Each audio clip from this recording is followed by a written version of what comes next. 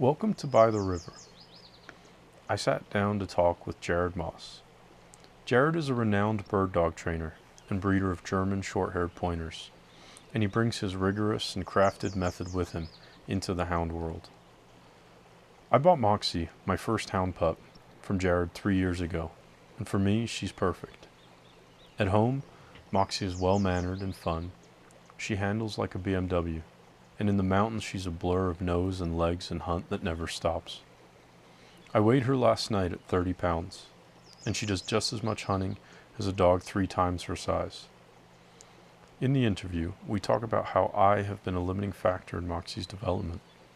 Despite my mistakes, I'm chuffed with Moxie's growth, from hip-hugging pup to catching her first dirt lion solo last month. Until recently, Moxie was my only hound, and we learnt together through trial and error and lots of miles in the mountains. So thank you, Jared, for your thoughtful breeding and your advice along the way. After the interview, I share my thoughts on habitat loss as it relates to our relationship with nature.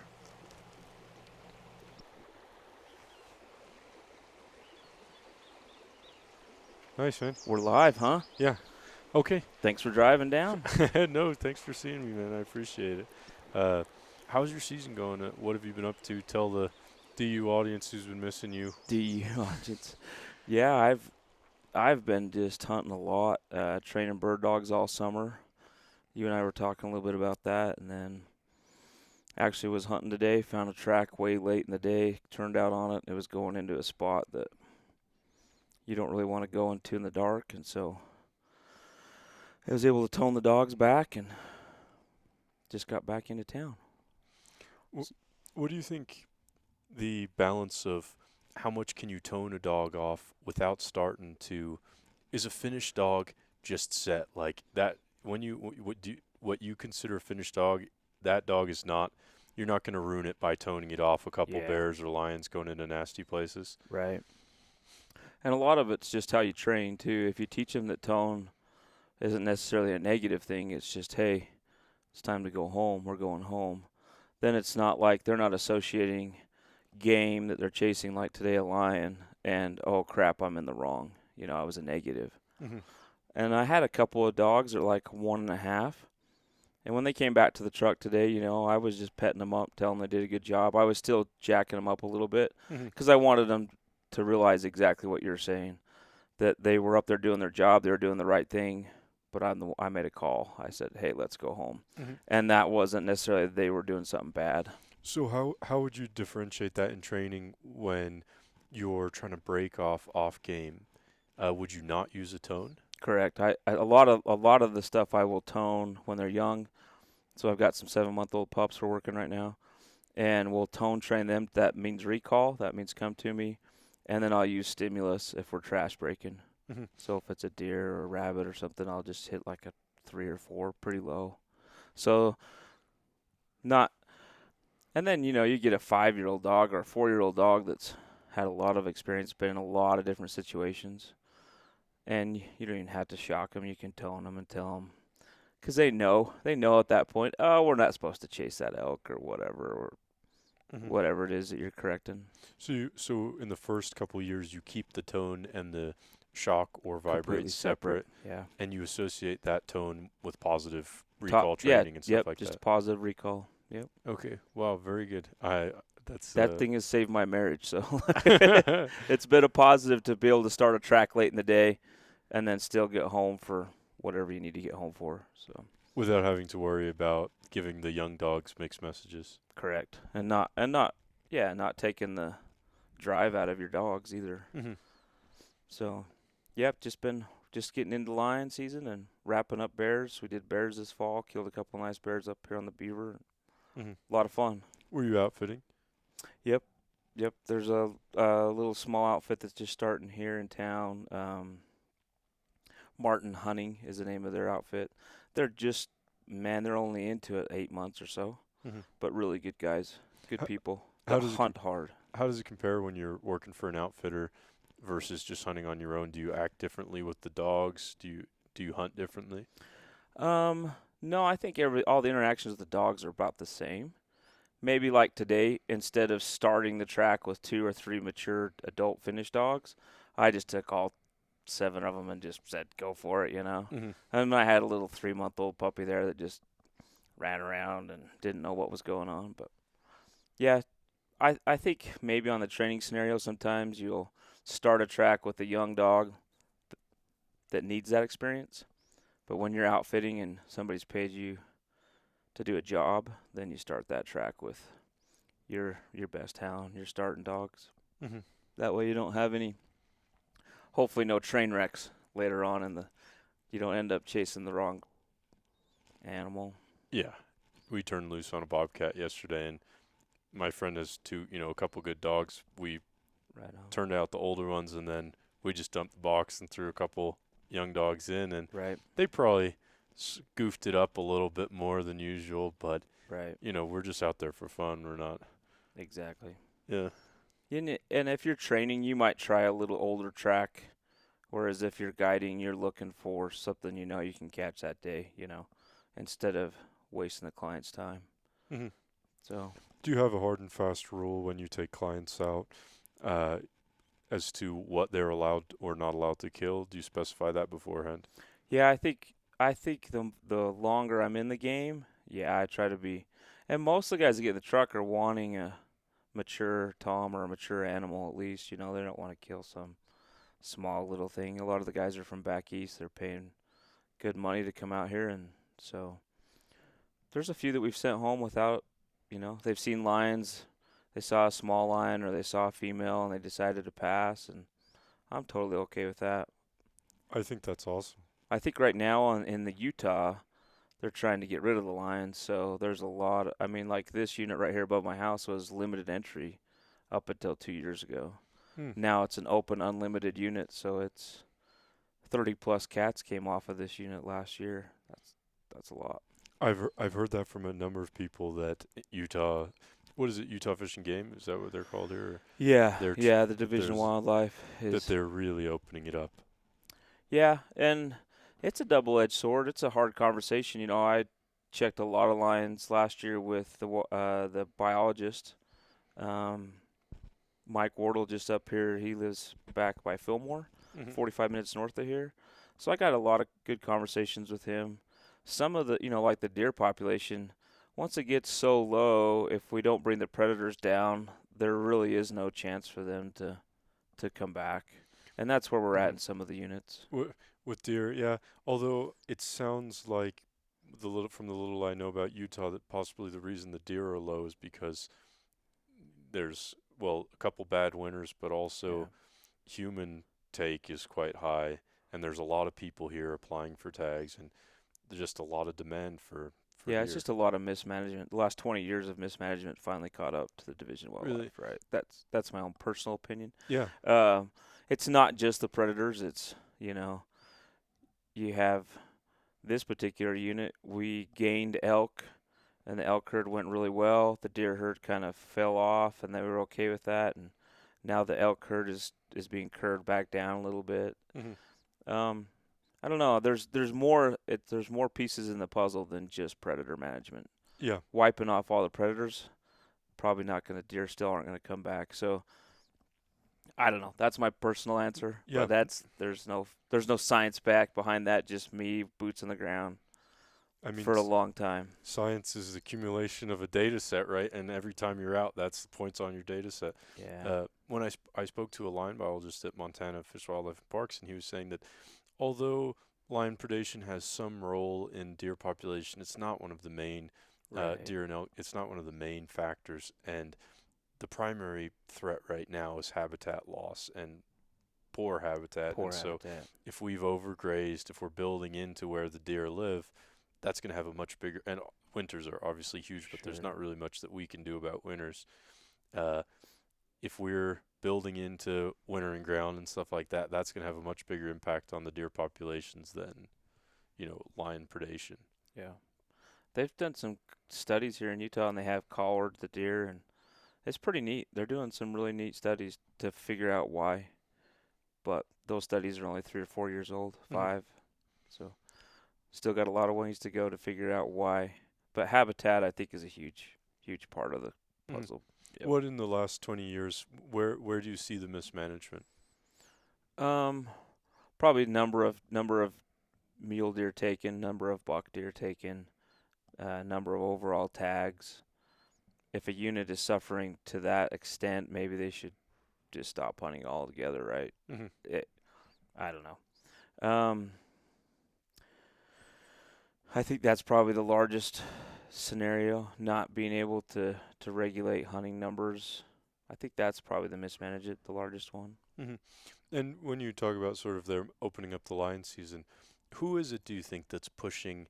I think there's always many sides to something, and there is a side advocating for the opening up of lion hunting, and it's usually not houndsmen. Yeah. Who is it who's sort of lobbying for a decrease in lion numbers through harvest? That's a good question. I couldn't pinpoint exactly one person. I just know that at the RAC meetings that we have here in the state, that's where those topics come up, those discussions happen, and the division is just trying to use their science and their data to explain why they're doing it.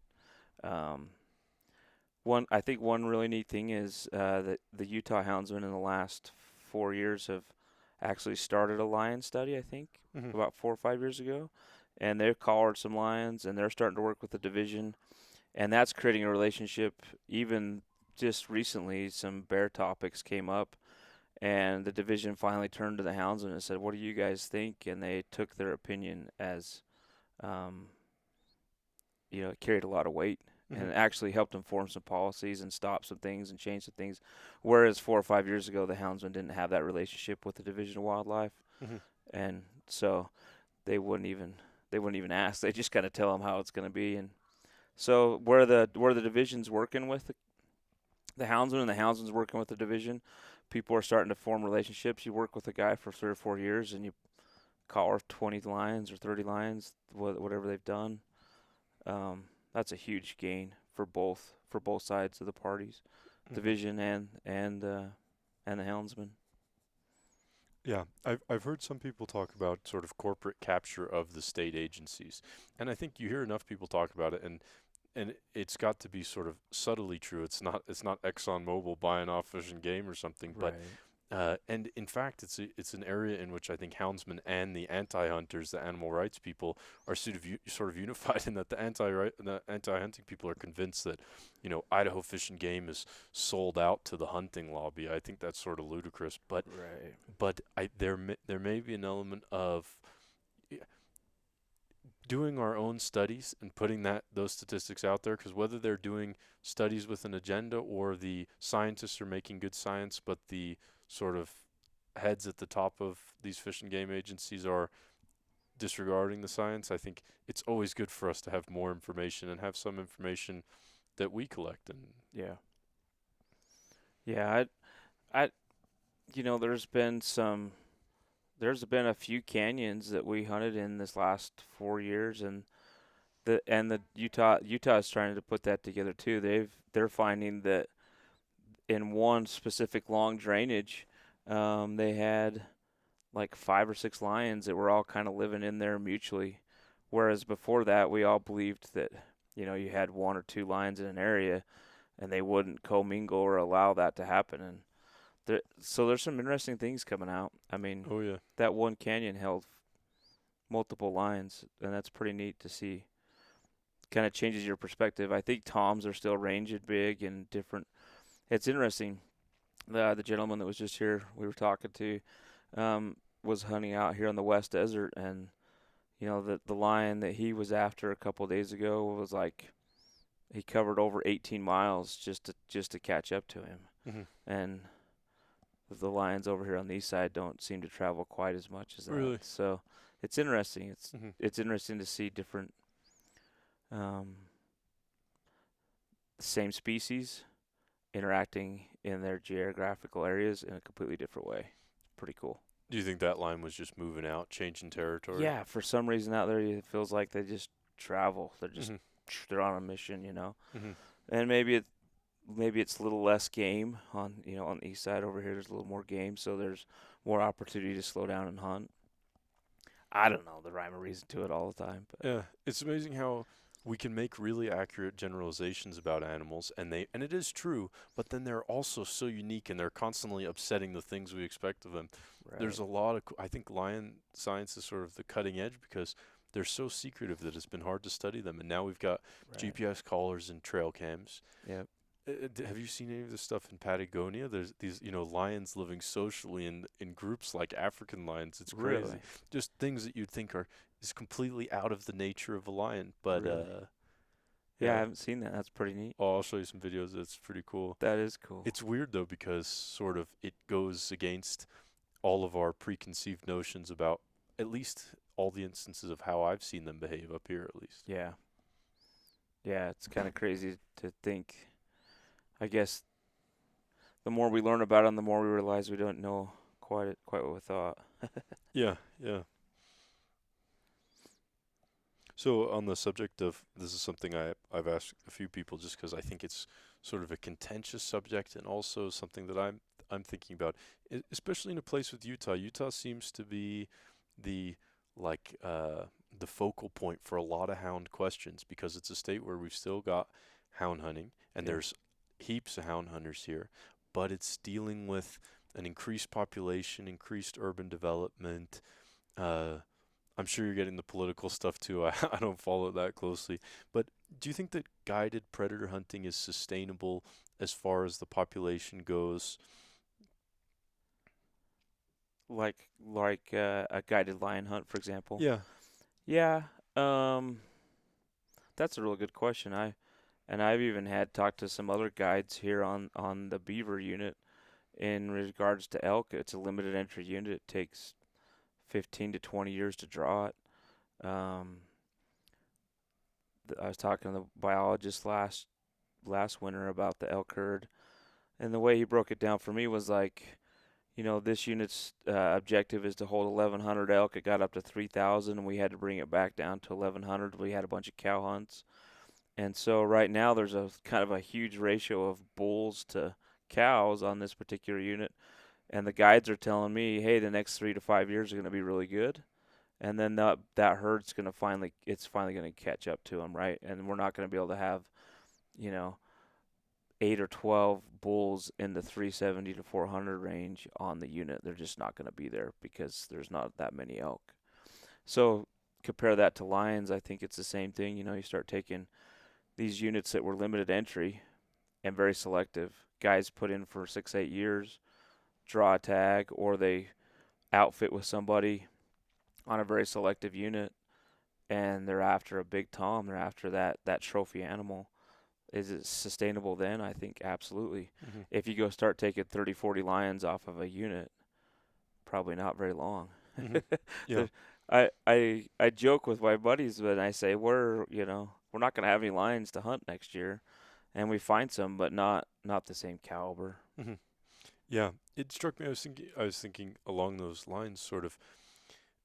A guide or outfitter is in some ways the most invested because not only does their love for the sport and for catching, but also their whole, their whole life, their income, and so it's in their interest to preserve the lion population. Absolutely. Who is it? Who doesn't mind if they kill off a local lion population? Is an outfitter or a guide who is not rooted in that place. You don't have to be living in Beaver, but you have to consider that the future of your life hunting will be partially here. And I think that the it may be that the guides and outfitters who are sort of all over the place, they're hunting the whole West. Right. They have less incentive to protect, local populations of lions. I agree. Yeah, I think you're right on. So hopefully we can keep the lions, not kill them all. Yeah, I'm biased. It's kind of hard to train any hound dogs if you don't have a track. So. Yeah, no, definitely. You have a much better perspective because you've both guided and you hunt, for your life. Fun. Yeah. You go out with, it's very easy for me to be critical of guides and outfitters, and I go out with guys and I only hunt with non-guides and outfitters, and right. they go, oh, the guides and outfitters are killing off all the lions and bobcats, and I do value my friend's opinion, so I think that's probably partially true in some instances. and partially it's one side of the equation. Yeah, I think the more you understand the outfitting side, you start seeing the time put in, the hours. You know, it's um it's a double-edged sword. Hmm. You know, you guide full time for a while, and you realize, holy cow, we worked 4 or 5 days, 2 or 3 guys to cut all these different roads and did all this stuff to find that one mature lion. You know, there's a lot of work and hours. I mean, you go to bed at midnight, get up at 2. Mhm. You ride a snowmobile until it's out of gas, and you fill it back up, and you go again. And so, yeah, it gets harder and harder to find those top quality animals. Um, yeah, and there's different guides out there. There's different outfitters out there, like you said, that have different objectives. Mhm. You know, the outfit that we're working for right now, they really want to do tom only, and they only want to do mature toms. You know, that means they're going to have to go hunt different units because there's only going to be so many mature animals on one unit. Yeah, no, Right. that's another good side of it is that if they're ethically motivated, they could be traveling and not sort of rooted locally. And it could be the guy who's most rooted locally, who doesn't leave his county, who kills everything in the county Yeah. because that's what he's got to do. It's a good point. I guess there's no hard and fast rule you can apply. Is sort of there's many different ways to do it, but if they've got sort of ethics and environment in Right. mind, I do think that it would probably be key to the future of the sport and to outfitting it for predators that there be a sort of consciousness of sustainable Right. harvest. And some guys are doing it awesome. I I do not want to give the impression that they are definitely the hardest hunting badass hound hunters, and Yeah. it's obviously not lucrative because you go and It's not. they've got huge costs, trucks, snowmobiles, Yeah. dogs, but they're doing it for the love of the thing. And Right. it's cool to look at because they're sort of the Michael Jordans of the sport. Right. They produce the best dogs and they are very good hunters. Yeah. There's a lot that goes into it. What have you learned from dogs that has affected your life in the people world? What have I learned from dogs? Well, my whole life is about dogs. I spend every day with dogs, and it gets to the point where I like people less and I like dogs more. So dogs are awesome. I think the biggest thing I've learned with the pointing dog side, because that's a lot more an intimate scenario. You know, you're teaching that dog to quarter, to move with you, to recall, to whoa, to sit. They're in the, whereas when you unclip that hound and he takes off, he can be out to a mile pretty quick. So the bird dog stuff has taught me a lot about just trying to read. You're trying to read that dog's body language. You're trying to read what he's thinking and trying to understand what he's thinking, and that, good, bad, or otherwise, has helped me in my life interacting with people. I can read a room pretty quick. I Mhm. can read people pretty well through their body language. Sometimes the things they say and the way they move and act don't don't jive, and so you're like, yeah, I don't know if you're really telling me the truth right now, or you're really that passionate about that subject. But um, I'm a pretty calm and quiet guy. I mean, I love to do the podcast because I think it's an opportunity for people to learn. I learn a lot through podcasts by myself all the time, and I'm throwing a podcast in and listening. It's a good way to connect. But outside of that, man, I'm pretty much doing my thing with my dogs, and everything we teach is non-verbal, and so that's the basis of everything. So it's a lot of it's body language, a lot of it's quiet, calm communication. Mhm. So I don't know if some people would call me quiet and reserved and kind of shy, but It's an uncomfortable feeling when you're reading someone's body language and it's saying one thing, but they're verbally saying another, and it sort of gives you that exactly. You're chills, like, yeah, I don't queasy. know, yeah, I don't know if I believe what you're saying right now. Yeah. I think it's Ed. I think raising a bunch of dogs um, has helped in some way with my kids because I'm a little more patient. I'm a little more like, yeah, you're still trying to figure that out. I need to be a little more. Obviously, I'm not perfect. I make mistakes and I yell at my kids just like every other guy. But I think there's times when I'm like, yeah, okay, this is not that I want to compare my kids or my children to a dog, but they are progressively learning and they are maturing, and it's like, yeah, you don't really understand where you're at, and so I'll maybe afford them a little more patience, a Mm. little more grace. Yeah, and giving time for them to sort of do the wrong thing or figure out the right thing. I think it's something that with dogs we aim to do, and sometimes I think that when I'm honest with myself, and I imagine when most dog people are honest with themselves, they've made very few good training moves or, like interactions with the dog out of negative emotion.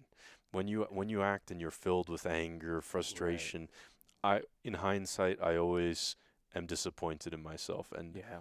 I'd like to get to a point. I think dogs have helped me as a person become better, and I'd like to get a point so that Right. when I have kids, I can be that more, you know, give them the space and not be so quick with them.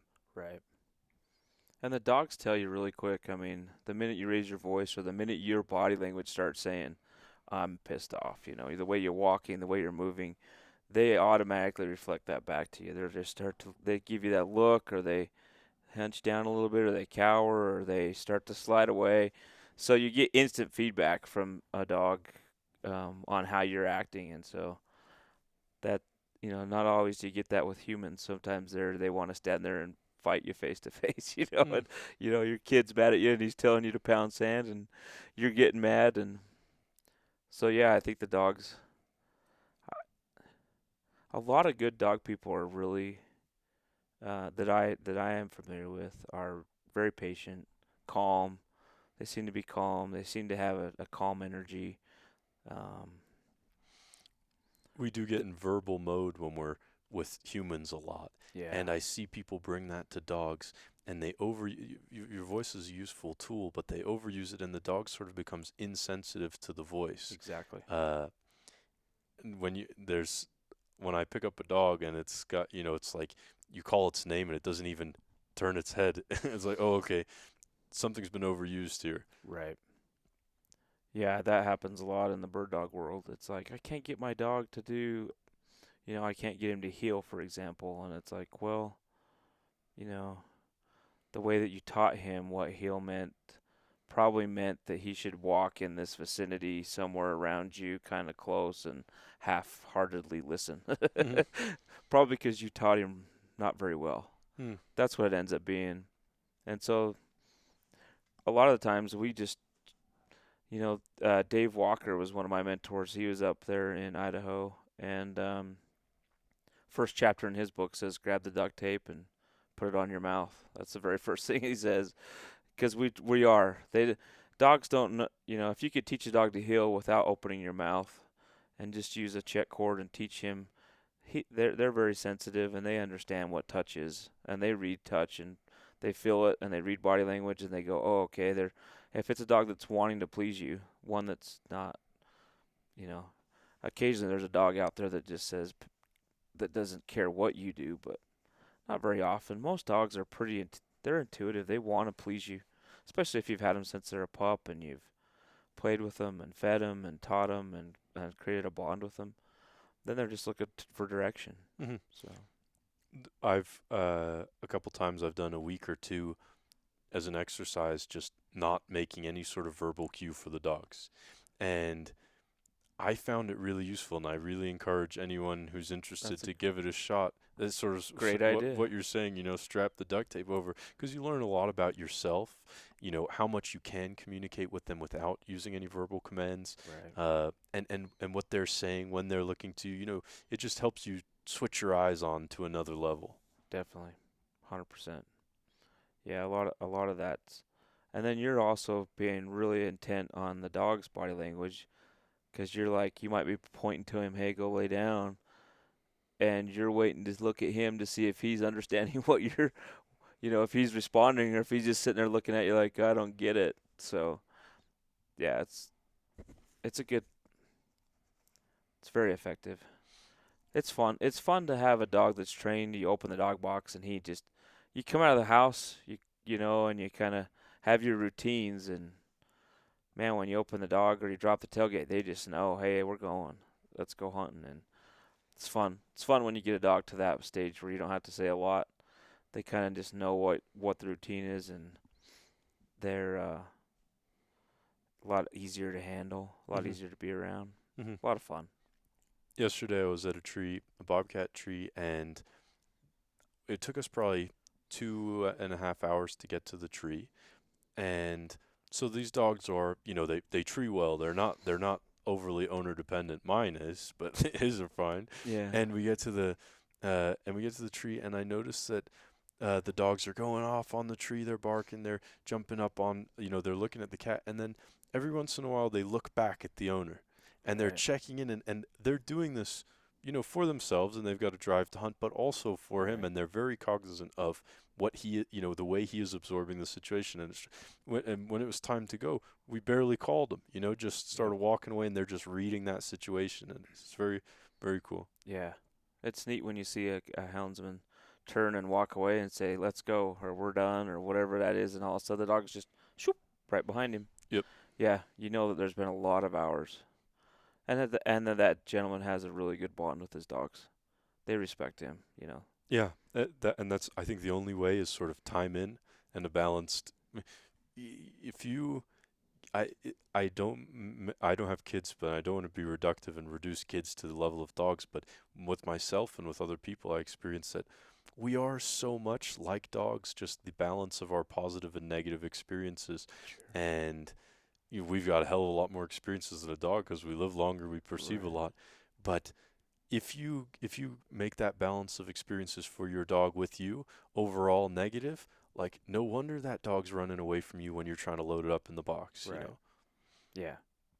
No wonder as soon as he gets an opportunity to take off or go do what he wants to do instead of what you're after, he's going to take that opportunity. Yeah. I think even if you are purely into it for the hunting and not for the dogs, Yeah. it's still a useful tool to use sort of a positive relationship with the dog, because Right. you're going to want that. Even if you don't care about the dog, you're going to want that dog to care about you. Sure. Sure. I've been around one or two guys that the dogs were a complete tool. They didn't care, they just didn't. They just didn't.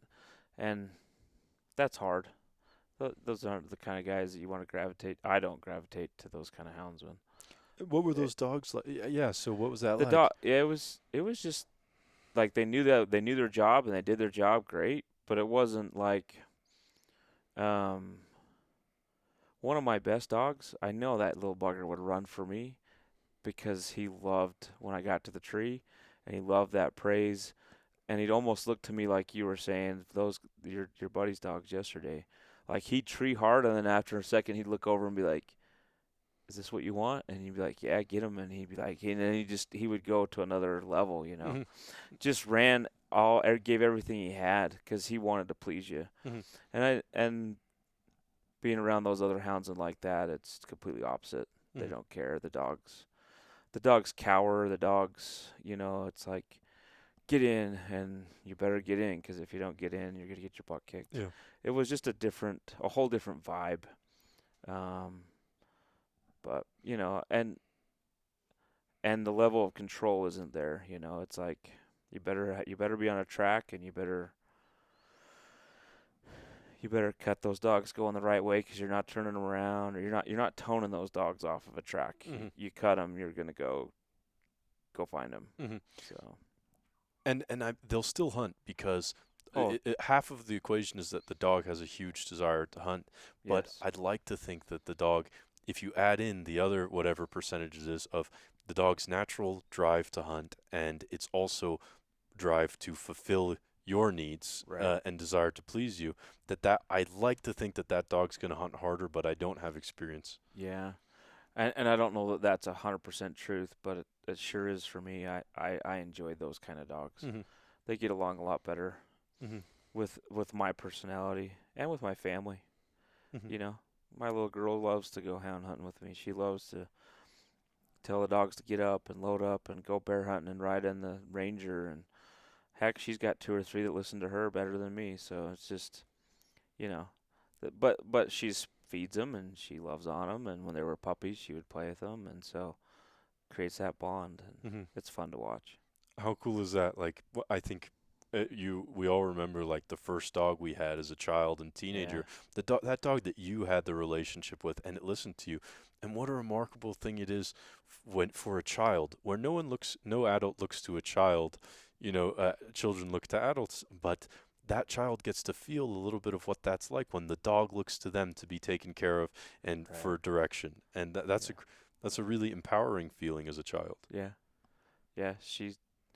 She knows them by name. She can tell them what to do. It's fun. It's a Hmm. lot of fun. Hmm. How much training do you think a hound dog needs? This sort of touches to Yeah, what we're. I and I've talked about this in some of the past podcasts. You know, some of the first hounds that I raised, I probably put too good of a handle on them because they were too dependent on me. They didn't want to range far enough and get out and go. So it's a balancing act. You know, you don't want to have a dog that won't leave your feet.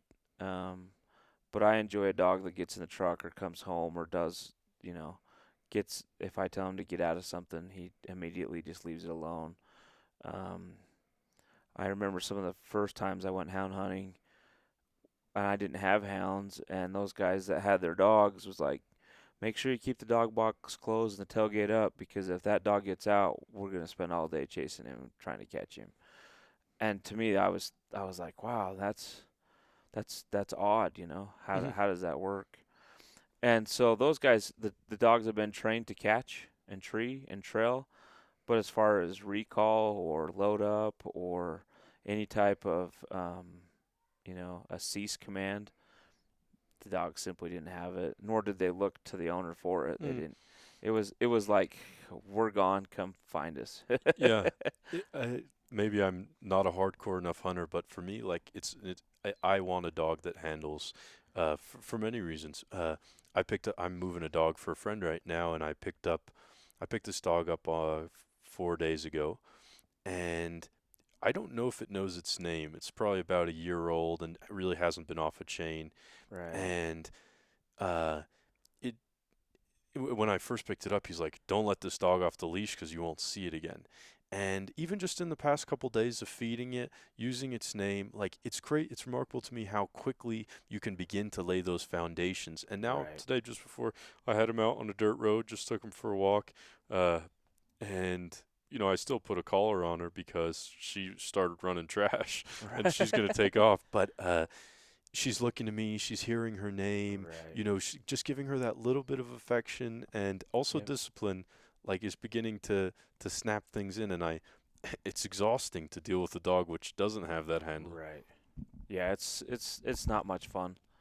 And especially in my scenario where you're working lots of dogs, for other people, it gets exhausting to have a dog that you can't even have off leash. Do you get bird dogs like that? Cause Oh yeah, a lot of the bird dogs I get, their manners are horrible mm, because a lot of the dogs that we train live in the house with people, and they've got all kinds of bad manners. They surf counters and they pull you on the hmm. leash and drag you, and their recall is half-hearted, and a lot of people don't feel comfortable with them like 100% off leash just with the Garmin or even even completely just no e-collar, no leash, just completely off. And it's rewarding when you get them back, when you get those people to come back and pick up their dog and you spend time with them and you show them all the things that the dog has learned. But then we begin the training of the people because most of them have caused the problem that the dog has. Mm, It's not rocket science, but it's being patient, repetitive, and communicating with that dog and learning to read his body language, and when he's had enough, being able to back up and say, "Okay, cool, you're confused in this scenario. Let's back up a step and regain your confidence, and then we'll go forward again." hmm. It really boils down a lot of times just to time. People are so busy with their day to day. They get a bird dog, they love the dog, they want the dog in the house, it's part of their family, and then they're just so busy doing their thing that they're not giving the dog adequate time. It's not like it if you start if you start with a puppy 20 minutes a day, by the time he's 4 or 5 months old, he's pretty smart. He's doing pretty much what you're asking him to do. Hmm. But it's being consistent with that. With you, sometimes having a dog in the home, it's hard if you do have multiple people trying to communicate to the dog, wife, kids, dad, and then they're all sending different signals, and the dog just kind of gets to the point like you made earlier. I'm just gonna tune you out because whatever that word that's coming out of your mouth means nothing to me. Mhm. So I'm just gonna do what I do, Yeah. and you can be mad or happy. I don't care. So Yeah. I it's a nice thing about having the dogs inside is that I used to have my dogs outside. I used to have my dogs inside, and I would get frustrated with how family members would or friends would interact with them, yeah, and it's very hard and not really. It's a losing battle to try to right. change that, I think. Sometimes, yeah, Uh, but putting the dogs outside really, it limits the interactions that strangers and family members have sure, with the dogs, so that they come out and they pet them up and stuff. That's great, right, but they're not so much giving the dogs the mixed signals that I don't want them to give. So right, I've definitely noticed that. It seems like time is the number one component with the dog because you see if you see these homeless guys with their dogs, right. which have an off leash heel. It's like it's in a Exactly. canine obedience tournament, and they've put no formal training on the dog, but they've just you know they've put demands on that dog because it has real world threats. Right. Runs across the street to get to another dog. That dog's getting hit. It doesn't Sure. stay with its owner. That other meth guy is gonna stab the dog or steal it. Like it's sort of survival of the fittest. But Right. it is funny when you've got someone with a bird dog which has no recall. They can't let it off leash, Yeah. and the homeless guy walks down the street, walks down the highway with his Dog's dog. never had a collar on Yeah, it. Yeah. yeah, Never even had an ID collar. Yeah. yeah. Yeah, I think you're right. I think time it boils down to time. Some of it's knowledge. Some of it's, those first 10 or so dogs that you train, you mess them up or you do things that are counterintuitive to what your end goal is, and then you have to figure out how to undo that and rebuild, and that makes you a good dog trainer quick though. When you I remember I had a one yeah, my first couple of dogs as a young man, there was times they were looking at me going, what are we doing, man? Because last week we were doing this, and now this week we're doing the complete opposite. So there's times when you do something. I it's often that most pointing dogs come here with their owners teaching that dog to sit, and so anytime the dog gets confused or doesn't know what to do, or is trying to get a positive reaction from you, they'll just sit down. So that can be a bad scenario because as soon as you get that dog on a long line and you're trying to introduce him to birds, and he points a bird and then he tries to take a few steps and jump in there and he's resisted by the cord, he automatically just sits right down because he doesn't know. He's like, "Wait, am I doing what I'm supposed to do? Am I?" He gets confused, and in that moment he'll just revert back to what's been positive in the past. Mhm, And so you have all these bird dogs that are supposed to be standing up there looking like $1,000,000, and they're all sitting down mhm, sitting down on their butt looking like a goofball. So mhm. It's harder to clean out those corrupted files than to just start with a fresh slate. exactly, you're better off to just do it right the first time. Yeah. Yeah, I definitely know what you're talking about, and the best part of it is that you then have to live with that dog you've kind of screwed up Right. for however many years, Yeah. and it really drives it home. And I think you have to internalize the lesson. Yeah. So I got my first hound from you 3 years ago, Yeah. and I didn't have. Is very much like way behind her in terms of learning how to hound hunt, and I put a lot of obedience training on her because it was something I could do, and I like being with dogs. And I've experienced a little bit of what you're talking in sort of I put it would have been fine if she'd been getting on tons of game throughout Right. that time, Sure. but to have 2 years no game and lots of obedience training, Right. and lots of time with me. So yesterday at the Bobcat tree, she smoked the track and they ran. It was only 700-yard track, but deep snow in the mountains. And she was at the tree for about an hour, and then she filters back and comes and finds me. And she's better with bears and lions because they're bigger and stinkier. Right. But I've that's definitely been an issue I've been trying to solve. How do you begin to remedy that? Right.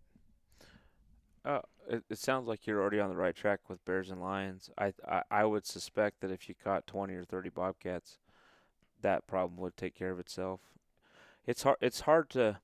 It's it's kind of hard to. A lot of the guys that I've trained with in the past have always joked it's easier to have a dog that's high strung and bring him down than it is to have a dog that's really kind of calm and quiet and try to build him up to be this crazy hunting fanatic. And so, same scenario here. You've put a ton of obedience into her, a ton of time, a ton of connection, bond, and she's, almost dependent on you in certain ways. And so to then have to try to teach her, okay, in this scenario, I don't want you to be dependent. I want you to be a wild, crazy, game chasing animal. Go, and she's gonna do that. Her instincts are gonna kick in. She's gonna override. She's gonna go tree for an hour, and then she's gonna kind of get bored and be like, "Crap, where's Kyle? Well, I don't know. Maybe I should go find him. Maybe I should check on him. And so, that's kind of what I was trying to make point with my few first hounds was, I had too much of a handle on them, and to get him to flip that switch to go all business and not worry about me was harder. It was harder than if I would have really instilled the drive to go hunt and then slowly added and added and layered in the obedience. So it's a balancing act. Yeah, it is totally. And just, I imagine that you've gotten better at hound hunting, and so you're probably catching more game now. Yeah. And if you had been catching heaps of game in those early days, Sure, it probably would have balanced out. It probably right? would have been better. Yeah. Yep. So I've slacked up a little bit with the obedience demands, and hopefully as she sees more, I've noticed it definitely helps her to be around those wild gunning dogs. Yes. Like those dogs who are frothing at the mouth and biting at the tree. Right. It certainly like lets her know, oh, I am supposed to be here. I don't need to think about my owner. Right. Right. Yeah. What I'm doing right now is okay. That's a positive. Mm. Yeah.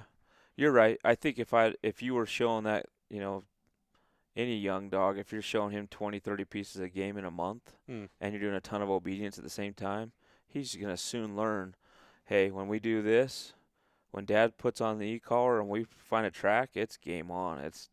We're not worried about heel and kennel and, all that kind of stuff. Mm-hmm. But if you did a solid year of just obedience and then try to turn that dog into a go-getting, chase him down, catch everything you turn him out on, that's going to be really hard. Yeah.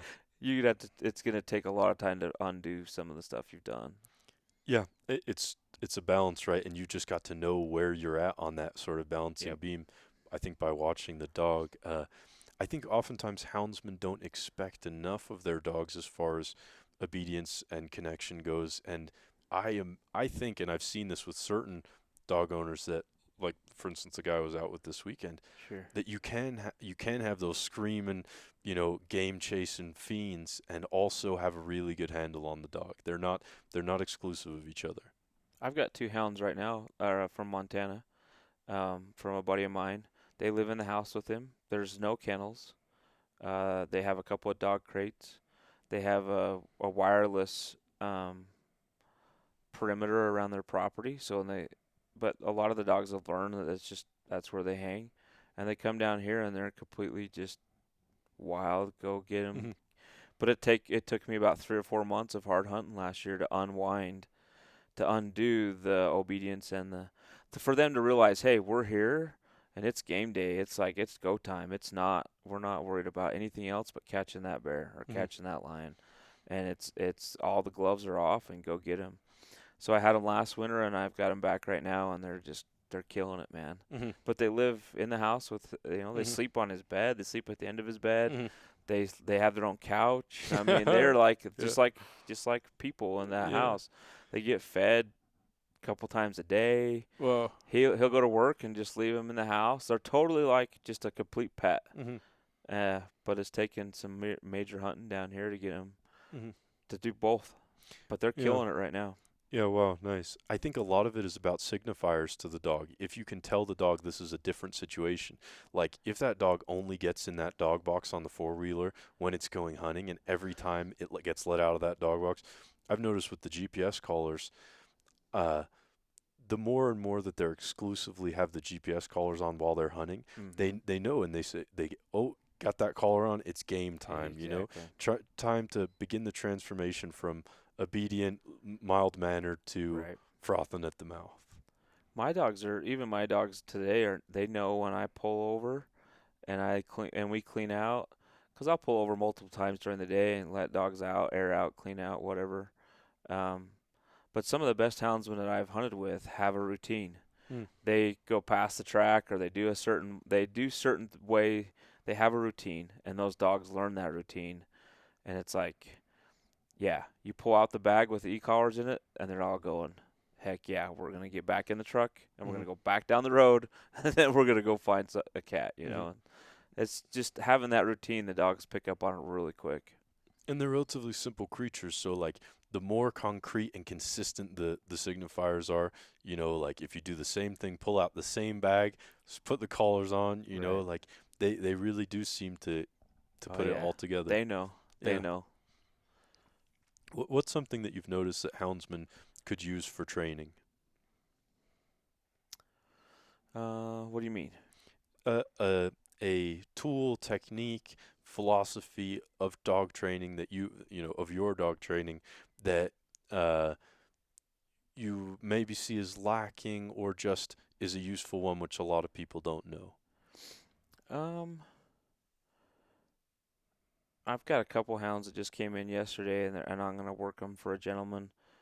And the the the the Garmin tracking collar, the dogs are close to a year old, and they've just barely had a tracker on them in the last couple weeks. And so he's like, man, they don't even. He's like, I put that on them, and they don't even know how to run with it. Like it's inhibiting their movements, and so just simple things like that. Hmm. Get the Garmin on them. You don't even have to turn it on. Get the TT 15 mini or the 10 or 5 or whatever. Put it on them. Put a different collar on them. Just get them used to coming up and collaring up. That's super handy to call a dog by the name and have him come and sit in front of you, and you put the collar on him, and it's not a fight. It's not a tussle at the box. Just little things like that. Coming in and out of the box by name. Not opening the box and getting ramrodded. Hmm.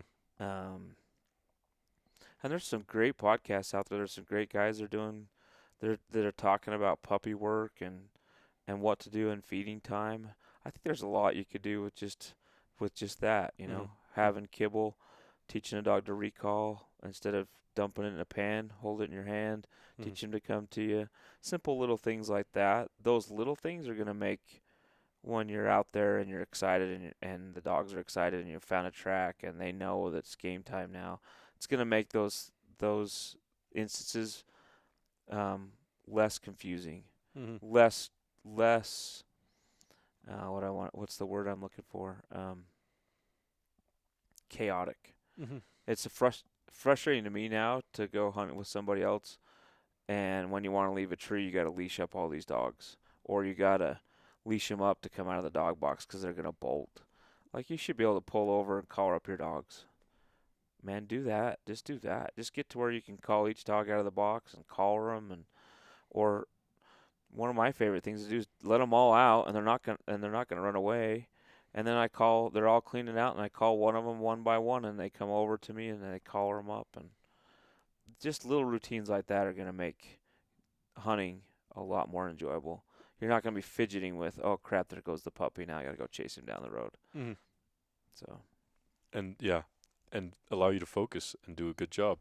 yeah, And allow the dogs to focus. I think if they know, it sounds like anything that you expect the dogs to do as an adult, you can begin preparing for them, preparing them for as a puppy and throughout their life. Even if you don't want, I've heard some guys say, they don't want their dog on a mean bear until it's 2 years old, so they don't start whatever, something like that. You can still begin to build up to that. right. Uh, like you're saying with the GPS collars, like he didn't even have to be running the GPS, but he could have started putting them on when they're 3 months old, and just Right. taking them out for a walk. Yeah. Yep. Getting the collars on them. Get a leash on them. There's no why would leash training a hound be? I just don't understand why that would be a negative. For me, it's a positive. There's nothing more frustrating. I hunt with a few people, and it's like, hey, can you leash that dog up? And you leash him up, and it's like a rodeo to get him Hmm. tied back to the tree. It's like, whoa, man. It's just, so a little bit of work when that dog was young would just make him a lot more easy to handle and a lot easier to handle at a tree. Yeah, Yeah. and that rodeo can be dangerous for you on a mountain, dangerous for the dog. Oh If yeah, you're I've ended up on my butt a lot. yeah, and if you broke your leg, like you're shit out of luck. Yeah. If you are we sort of can get lazy, and if you've got a pack of dogs who are going to be wild animals on a leash, when Right. you're going to be less likely to leash them up, and that could result in shooting a bear out of a tree, or a bear comes Right. down and hurts the dogs because that lack of leash. Eventually you're going to need to put a dog on the leash, whether it's taken to the vet or something, right? Exactly. Yep. And it's when it's such a relatively easy thing to do to get it to a okay point, Right. it would seem normal. Yeah. It's just those little things I think add up to the day, making the day more enjoyable. I have a young pup that I'll be honest, I've been kind of lackadaisy. I haven't done what I was supposed to do. She took off the other day and it took me 20 minutes to catch her, and it's like, God dang it! I don't want to be spending my day trying to chase a 6-month-old puppy down the road. I don't. Hmm. I don't want to be doing that. I want to be out here looking for tracks and being focused and not frustrated and Hmm. enjoy the day. So Hmm. Yeah, having the level of handle which allows you to enjoy it, I think it's sort of a positive feedback cycle where having that level of handle will allow you to be, more emotionally balanced and a better handler, and right. it cascades in a sort of yeah. Yeah, I think the dogs enjoy the day better too. They're not Hmm. getting yelled at. They're not getting in trouble all the time for being an idiot. Hmm. They've figured it out quick. How is training a bird dog different from training a hound in a sort of 30,000 foot level? Obviously, the practicalities of it are very different. Yeah, I think we've touched on it a little bit as far as handle and intimacy of a bird dog relationship. When you drop the bird dog on the ground, I want to have him pattern between 30 and 100 yards and, you know, work with me. I don't want to have to hack him a lot. I don't want to be yelling at him a lot. So I do a lot of long line work and create that habit. So when it's hunting day and I slap the e-collar on him, him and I are moving as a team, you know. 30,000 foot view. I want my hounds to handle, but I want them to be out there hunting and free casting and not necessarily checking in with me or having to be within 30 to 50 yards. Hmm. Some nice hounds that I've hunted with are out there 500-600 yards starting to track. Hmm. I'm always envious of the coon hunters that walk up and unsnap their lead and the dog makes a big old cast out there and goes and finds a coon. Hmm. Um, I haven't really trained my personal hounds to do that. Do you think that's a training thing, or do you think it's sort of mostly genetic? I think some of it's genetic. I think some of it's the terrain and the species they're hunting. But I think it would be fun to train. It'd be fun to train a bear dog that you could walk up to a canyon and unclip him and just have him shoot down to the bottom of that canyon and find Uh, out if there's a bear track in there. yeah. Um, I don't know how I'm going to train for that, but I think there's probably some dogs that naturally cast out further. And if you're taking a bird dog, you know, stance on that where you're putting a big handle and wanting him to range closer, you're going to inhibit his natural ability and kind of cut his legs out from under him, and then he's probably not going to range out there quite as far to start a track. Once the track's up and rolling, probably not going to make a big difference. But that's one thing I've noticed just looking back, going, man, I want to teach my dogs what's preferred game and what's trash, but I don't want to cut them down so much that they're really close working hounds. They're only leaving me 50 to 100 yards. Hmm. So I think having a hound that could reach out there 6, 7, 800 yards and start a track that you were confident with, Hmm. I think that would be freaking awesome. That would be very cool. I think it'd be hard. Thinking right You're now gonna how have it. to have a mature dog. He's gonna have to Yeah, be mature enough and more of a finished type hound to do that, but right? you'll have had to let him do that when Yes. it's going to have involved some running some trash, right? Yeah. Because you're, It's gonna be a big yeah, balancing act. yeah, that's a very cool idea. With the coons, I think it's sort of like the density of game that dog learns by, many positive interactions. That Right. like I go into this low creek here, and if I run a 500-yard circle here, I'm gonna I'm find. gonna kick up a coon. Right. it's harder with the, It is harder although with big game. maybe maybe in something like off a bait where you're running bears off a bait, and Right. that dog knows that within, a 500-yard circle of that bait, he's likely to kick up a hot track. I don't know. I wonder if you couldn't take a young dog and start him on coon, and then, get to where he catches 30 to 50 of them, and then just transfer him over to, you've broke him off of deer and possums and all that kind of stuff. But Hmm. I wish, yeah. The one thing with bird dog training is you can show a bird dog 200 or 300 birds in a month pretty easy. You can't show a big game lion hound 300 lions in a month. It's just Hmm. not gonna happen. Maybe in a lifetime. Yeah, Like it's a right, completely different scale. right. Hopefully they're getting, if that if that dog feels, one value point positive reinforcement when it kicks up a bird, hopefully that lion dog's getting 100 times that when it chases a lion. Yeah. But no, that's You the tough you could thing. make a heck of a pack of hounds if you could show them 100 pieces of a game in a month. Hmm. So just not real typical with a new houndsman or even somebody unless you're hunting every day, all day, and yeah, in a place that has a lot of game. Hmm. Hmm. There's days when we go without cutting a track. I mean, it just happens. So Yeah, yeah. And then you get in those scenarios where you're catching 2, 3 bears a day, and I think even a week like that really exponentially seems to turn them on. sure it does. What are traits that you particularly want in a hound? I've been a little bit picky because I want a hound that can cold trail a lion in the dirt and then pick his head up and chase a bear. And if I want to go chase some bobcats, I want a dog that has the ability to do that. So I've kind of been my standards have been pretty high. Um, I've soon learned that there are definitely dogs that are better some dogs are bear lion dogs. It's really hard to find a dog that can do bear, lion, and bobcat and do them all seamlessly. Hmm. That's it's very hard to find that that dog. So I've tried to stick with that, but the, I've come to realize that that's why you have a pack of hounds, typically 4 or 5 hounds, that one has certain strengths, other one has a weakness, and those strengths and weaknesses can be absorbed through the pack. Do you need to It keep would be really Sorry. cool though. Go ahead. Do you need to keep them completely separate? Like I know a guy who's got a pack of bear dogs and a pack of dry ground. Well, they're not dry ground. A pack of lion dogs he runs on both dry ground and some snow. Yeah. And his philosophy is sort of, oh, I think it's a luxury of just having a lot of dogs. But ca- can you have a set of dogs where, okay, so and so runs bears best, and so is a dry ground lion dog, and so likes bobcats on snow, but you can equally run them all on the same thing, or do you have to keep them separate? Um, I could see some advantages of having a pack. If you were an outfitter, having a pack of just straight lion dogs and straight bear dogs. The first few lions I catch every year coming off a bear, it's a train wreck because you're trying to get dogs to slow down and do methodical work. Um, I did hunt with a guy up in Oregon. His name's Bryce, and his philosophy he wanted the same thing. He wanted dogs that could do bear, lion, and bobcat. And so when I talked to him, I was like, "Man, you're speaking my language. You're hunting dogs that can do that. Yeah, come up." Hmm. And I was like, "Okay."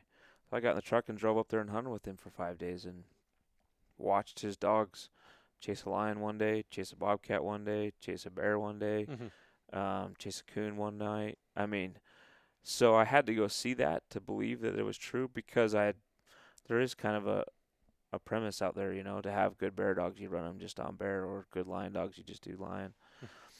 I don't know. I think for the hobby guy, you got to have a dog that can do at least 2 out of 3. If you're gonna be a hardcore outfitter, yeah, I could see definitely having a benefit of having a pack of dogs that only just did lion. But for me, I mean, I've outfitted for the last 3 or 4 years, 5 years, guided. It's really nice to have dogs that can chase a lion one day and flip the switch and chase a bear the next. Hmm. The dogs that are 4, 5, 6 years old and they've caught 20, 30 lions in a season and they catch 15, 20 bears in a season. It doesn't take too many seasons of that, and they click really fast. Mm-hmm. Hit that first hot bear rig, and it's like game on. Mm-hmm. So Even yeah, uh, there's probably some credit to the idea that the specialists, do it very well. But I got to think that if okay, I just keep these dogs as lion dogs, and we catch 20 lions a year, 30 lions a year, whatever it is. right, If you okay, maybe it would confuse them a little bit if you get them on bears, they start running hotter. But if you just added 30, 40 bears in that year as well, it right. just seems like more game, more hunting, more trailing.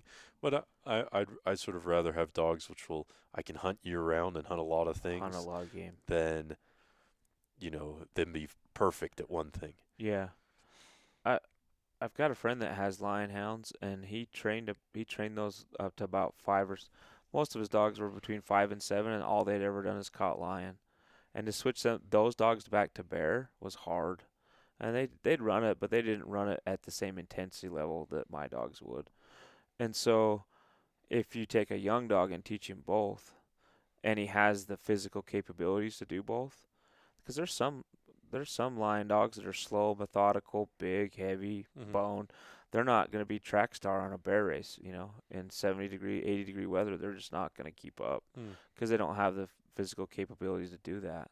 So genetics is huge. Yeah. Genetics goes back to, can my dog physically run down a bear and then turn around and slow down and cold track a lion? Mm-hmm. Not all dogs have that physical capability. So, you know, this last year, I think he took 4 or 5 dogs and just started them on bear, and they're kicking butt. But those dogs will know bear and lion from day one. They'll Mm-hmm. know both instead of just strictly one. It's a lot to ask from a dog, but the more I ask from dogs, the more they fulfill what I'm asking and show me that it's Sure. reasonable. Whether it's putting them in a crate and expecting them not to piss or shit for 8 hours, or sort of hunting stuff.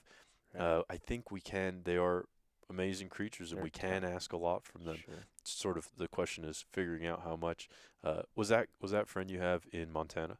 No, he actually lives here in town. Oh, really? Because I imagine that that's a problem that a number of people are, or problem circumstance that Yeah. people are encountering in Montana now that they've got this bear season. Right. They've got all these lion dogs, finished lion dogs, and Right. it would be very interesting to know how that's progressing. Yeah, it will be. It would be hard to take a finished lion hound and turn him on to bear and have him become a rock star. I think it would be hard. Hmm. There's probably some dogs out there that'll do it, but not the majority probably won't. If it's a snow dog, at least it may not have been broken off bears. But if you're running that dog on lions year round, at Right. some point, presumably you've broken it off bears. Sure. Sure. Especially if you're yeah. Especially if you can't even chase bears, like in Colorado. Yeah, yeah. So, what? So is that guy in Oregon the guy you started your Yeah, some bloodlines? of the stuff I got myself was in Oregon. Yep. So sorry for the listeners, but for personal reasons, I want to know because my hound dog is from Jared. Yeah. What is the breeding on those dogs? Mostly it's a Smoky River bloodlines. Mm-hmm. Goes back to a blue diamond jib dog. Um, and then there's a little bit of Cameron in there and a little bit of Utchman. Mm-hmm. But I think most of it's the Smoky River stuff. And Bryce had papers on a lot of his dogs. A lot of his stuff comes back from North Carolina and those guys out there that are running bear. And so he was looking for the grit, the feet, the speed. He wanted a little faster dog, Mm-hmm. a little more agile, a little more. He grew up running and hunting with his grandfather and father, the Finley River dogs. But he on day 3, 4, 5, the pads on those dogs were toast, and he got super frustrated with that. So Mm-hmm. that's a whole nother podcast. Mm-hmm. Are you mostly running blue dogs? Yeah, I'm mostly running blue dogs now. I have a few walker dogs um, that have a lot of running dog in them. Did you start with walkers? Is that why, or? I started with all kinds of stuff. Oh, really? Yeah, I started mostly with walkers, and my wife, after I was into it for about a year, she looked at me one day and she finally said, we were sitting right here on the porch, and she says, "Why are you fiddling with all this basically classified ad type dogs?" She's like, "Why don't you just go buy a really nice hound?" Mm-hmm. And I was like, "Okay." But and that's when I found Bryce, and that's when we got Josie, and then it was like game on. Hmm. Then we started catching bears. Then we started catching lions. It was a lot more fun. And is the foundation of your breeding in those dogs? Yeah. So Bill and Yeller are the two dogs that we have that we've bred in the last 2 or 3 years, and then we've kept some of their offspring, and we've sent some of their offspring all over the country. Um, they're doing great. Hmm. The, I've the thing I would say about my dog I've gotten from Jared is that she's small. She's about mid 30s, Mhm. maybe high 30 pounds. Yeah. Super quick, super fast, just moves beautifully, no weight on her. Just sort of floats over the ground, and uh it seemed, it's hard to separate from my mistakes uh raising her, but she's got an excellent personality and is, I think, hard hunting and is going to do really well. Yeah. But I would say they're remarkably athletic. She's the fastest dog over. I've hunted with, I guess, 100 other dogs now, and Yeah. she's the fastest dog over any sort of distance that I've seen. Right. Yeah. I think one of the best dogs I own weighs about 30 pounds, and she's 10 years old now, and she's just barely starting to slow down. Hmm. Quick, fast, doesn't ever get hurt hardly. Just They're tough they too. are tough as nails. Yeah, They are. they're little, and you think, oh, they're little, they're going to be fragile, but they're so tough. It's really impressive. Yeah, it's been a lot of fun. Hmm. Ton of fun. So what's your philosophy on breeding? Like, do you take the best to the best with your dogs, or are you looking to combine similar traits, or like balance out bad traits with good ones? Yeah, in the bird dog world, the papers and the genetics have been such a big thing. That's bled over to the hound world. I wanted something that was papered so I could at least look at it on paper, and try and do some family breeding, line breeding.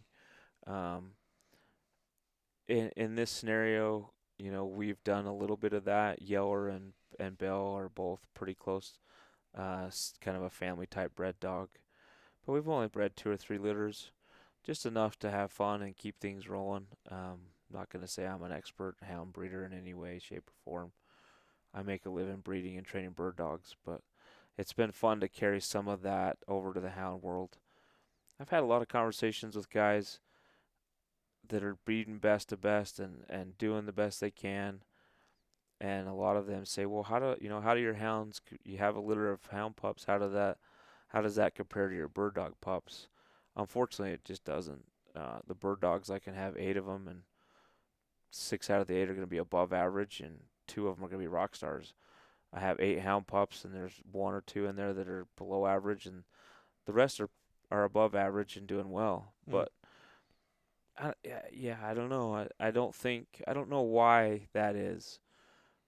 Partly, I believe that the bird dog people have kept such scrutinized records all the way back to Germany. You could trace a lot of our dogs back to Germany, and man, those guys were hardcore. The Germans were just like, if it didn't make the cut, you culled it.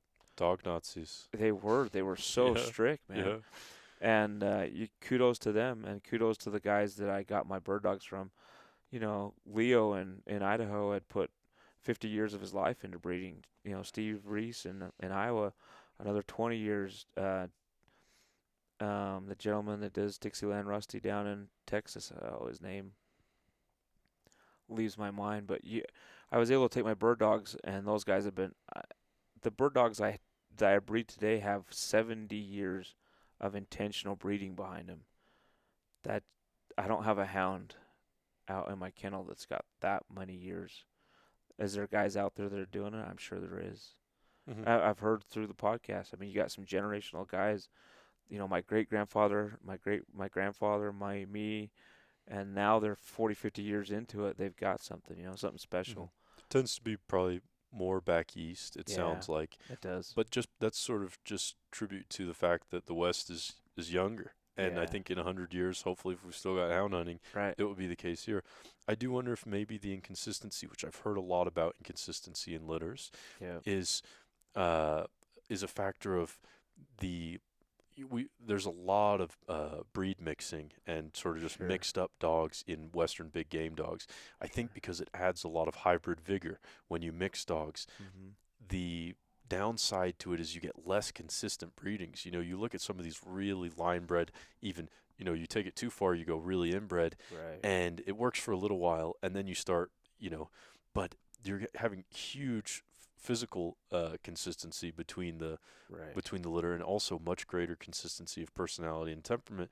And I do wonder if maybe in order to get that consistency, there needs to be more tracking, like you're talking about, Right. and a little bit, yeah, lots I, of I think balances. I think those guys that have written it down and tried really hard have come out with a better product at the end of the day. Unfortunately, some of them got too inbred, and to the point where the only time they had magic was when they took their line bred dog and crossed it, and then all of a sudden they got some more vigor. They got what they were after. Mm. The problem with that is then you don't really have a pro. The best dogs, some of the bird dogs are to the point now where I can have a litter of 8 puppies, tell you to close your eyes, pick one. Mm. You're gonna have a rock star, and it's probably gonna do. I can almost tell you it's gonna do this, this, this, and this. It's gonna be easy to potty train. It's gonna be easy in your house. It's gonna have an off switch. It's gonna be good with your kids. It's gonna have natural instinct to point, natural instinct to retrieve. I can sit there and make a list of almost what, because I've got so much intentional breeding in these 3 bloodlines that we're weaving. It's pretty concentrated, man. It's pretty potent stuff, Mm-hmm. and but it's for a certain demographic of hunting that we're after, right? Mm-hmm. And like you're saying, you've got a lot of guys out here in the West that are breeding blue ticks to walkers to running dogs to treeing dogs, just trying to come up with the best thing they could. Mm-hmm. So It's a yeah, quick fix, I think. I think, your walker's got bad feet, like mix it with a blue tick, and maybe, right. uh, and it does work, but you do it too much, like any quick fix, and eventually it becomes a little bit unpredictable, it sounds like. Yeah, well, it is unpredictable. You get a litter of 8, and you hope you get 2 good ones Mm-hmm. or Mm-hmm. 3.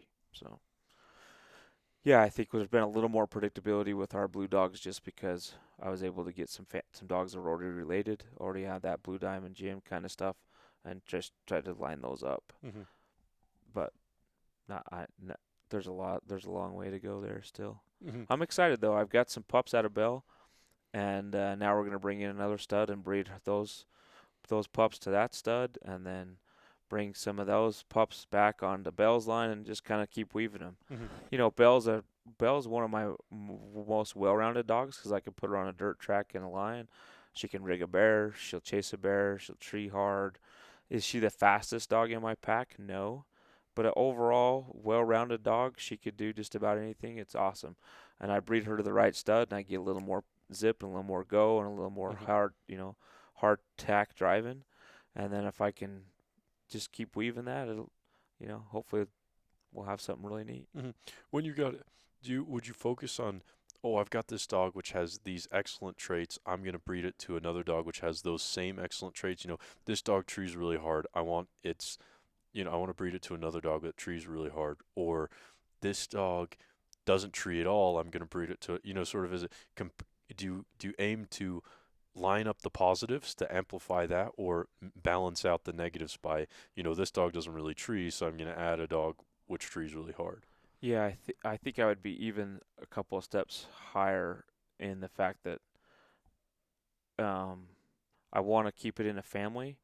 I'm gonna look for so like if I'm gonna breed Bell's pups, I'm gonna look for a stud dog that has similar genetics but does check all the boxes. I'm just not. I would breed to a dog that doesn't tree, for example. Yeah, yeah, I yeah. wouldn't breed. So I'm gonna, and I think in the past that's what we've done is, oh, this dog's lacking tree or this dog's foot's bad or whatever. So you're trying to fill the holes, right? Mm-hmm. But there are enough guys out there that have bred long enough to I think that the holes are very few, and then those are the kind of guys you're gonna want to, Mm-hmm.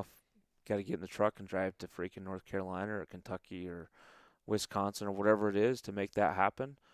It's going to be well worth it, right? Because Yeah. I'm going to be 5, 10, 15, 20 years ahead than just me sitting out here by myself trying to whittle this all together. Mm-hmm. But I don't think the bar's pretty high. I don't think I would try to breed to a dog that wouldn't check a lot of the boxes. Yeah, They're out there. I think they're out there. We just yeah, got to find them. just being more selective, Very. like the Germans you're talking about, and it's as a consequence of the very interconnected world where we've got social media, we've got the Yeah. internet.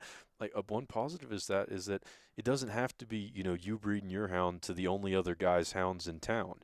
Like Right. we have the ability to go out and look for something to make better pairings. So that's cool. Well, here's an example in the bird dog world. If you have a fantastic stud dog, you're promoting him, right? You're trying to promote and improve.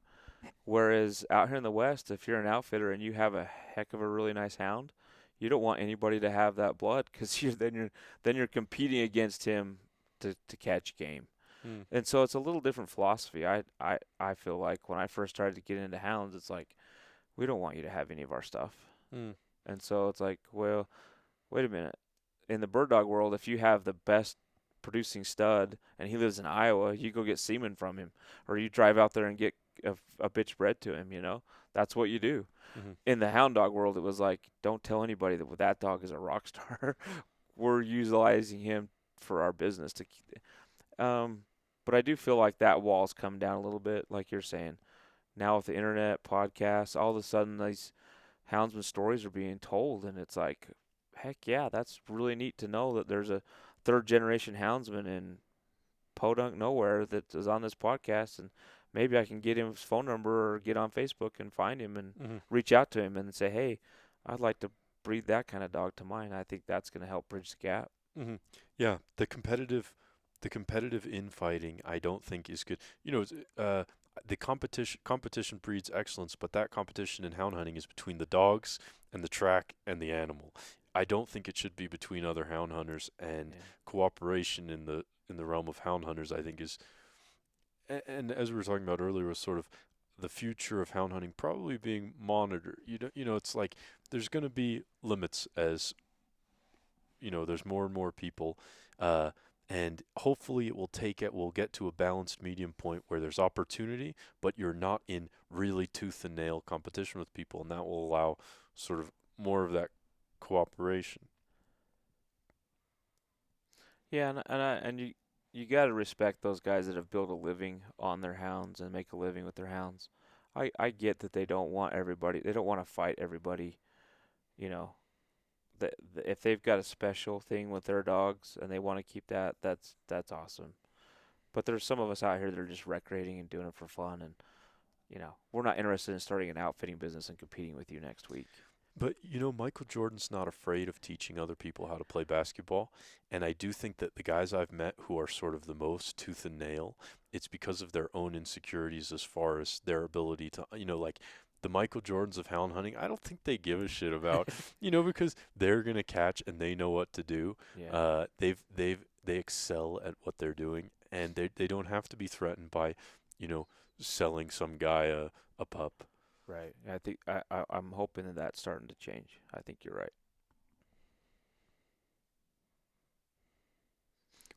What's something that you think houndsmen are doing particularly well, whether it's sort of in the training and interaction with the dogs or in the interaction with the game, that people in other elements of the dog world, whether it's the bird dog world or obedience or even pet ownership, could learn? I think there's a lot that pet owners could learn from Yeah. working dogs.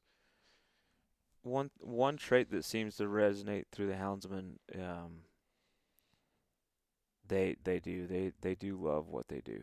They love a majority of the houndsmen love their dogs. They love what they're doing. They're super passionate about it, to the point where some of these guys have 20, 30 hounds, and they don't hunt deer. They don't go fishing. They don't hunt deer. They don't hunt elk. They just hound hunt. That's all they do.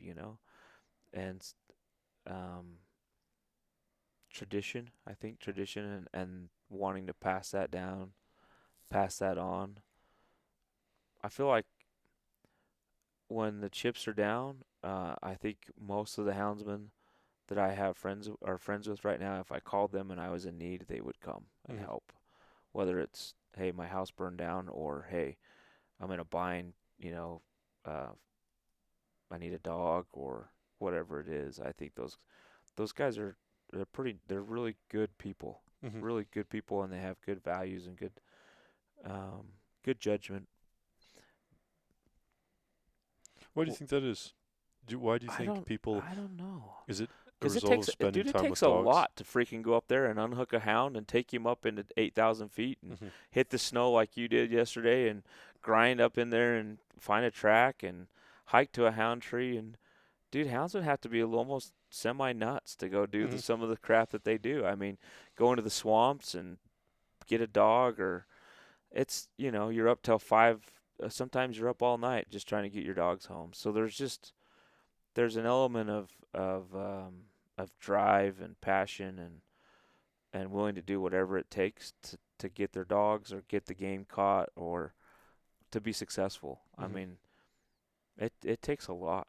And taking care of something else, I think, it gives you a little bit of perspective on things that you can bring to relationships with humans.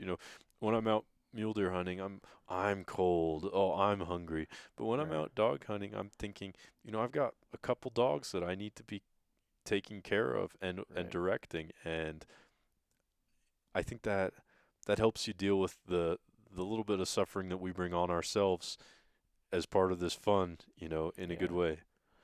Yeah, and at the end of the day, you get home from a hunt, you still got to feed and water the dogs and take care of them and bed them and make sure everybody's not cut up or banged up too bad. And there's just an element of care there that's, if you're done mule deer hunting, you jump in the truck, throw the gun in the back seat, and go home. There's nothing to take care of once you're home. So. And it's year round. It doesn't stop when hunting season ends, as you know. I agree.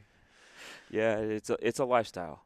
Yeah, I think that's been brought forward more in the last few years, and it's a positive lifestyle. I think there's a lot of good things that can be learned.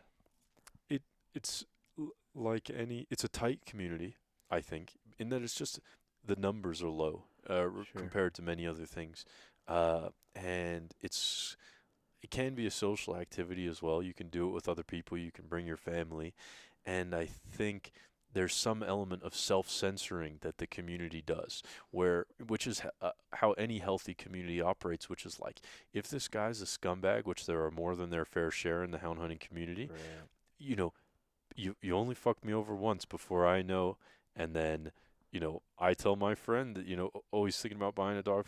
I wouldn't if I was you, and I do think that that's a healthy mode of operating as a community, which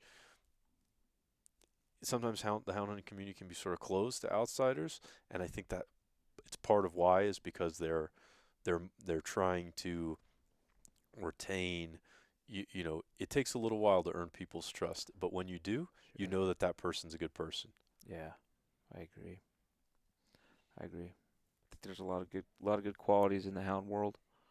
There's a few bad apples that do goofy things, but I think overall, I think they're trying to preserve a way of life and pass it on. It does attract some wacky folks as well. Yeah. How are you doing on time, bud? I gotta go to a concert for my son. That was perfect. Sorry to. No, you're good. I should have asked you before we even started. You're good.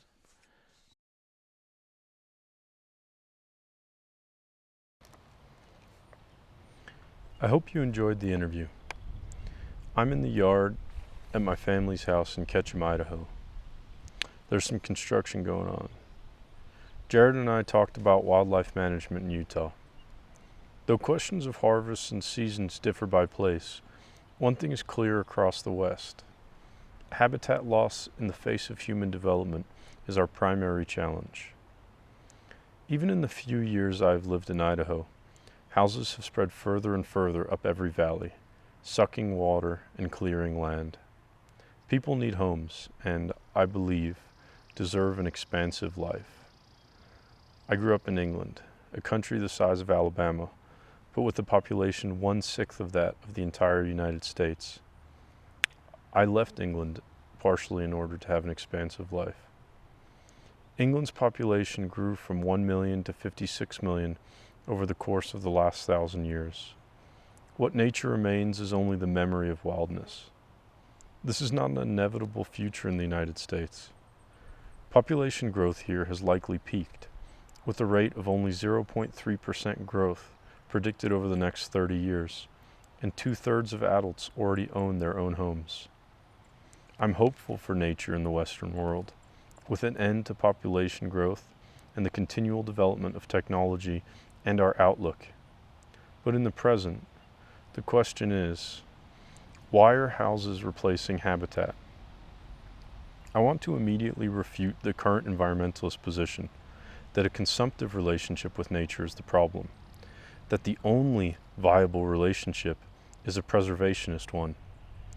There is still enough land remaining for the relative few who desire to live as inhabitants, to cut wood, grow gardens, and hunt for meat. A consumptive relationship with nature is not optional. Whether you live in a city, a suburb, or a swamp, the only question is how you consume. Sustainable, and more than that, positive consumption is possible when you live in connection to the natural world.